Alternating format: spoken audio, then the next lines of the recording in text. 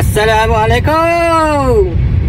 Hari ni nak tunjuk sesuatu yang orang kata tak pernah terang lagi. Nasi lemak warna hijau. Kita terang deh. Yo, aku jadi maya. Kalau tambah telur sih ya. Bismillahirrahmanirrahim.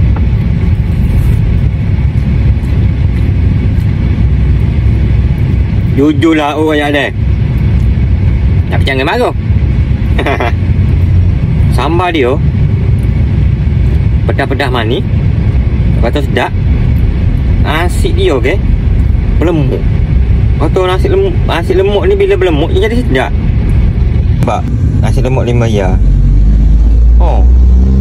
Emang puas hati makan sambal dia pun sedap. Pedas-pedas manis, nasi lemuk dia berlemuk molek hijau dengan air berpuh dia. Oi, memang betul-betul sedap Jujur ya, memang sedap. Kalau tak sedap kita tak ya kan. Ni benda sedap.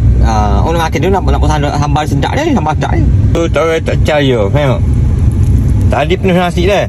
Ni tinggal nak habis dia. Nak habis dia. Dalam murah sedap. Makan pupuh hati. Biasalah nganyang-nganyang makan sikit ke. Kita makan. Tapi memang sedap sambal dia, memang sedap. Puas hati makan. Nak habis sahabat. Kena 2 bokong baru 6.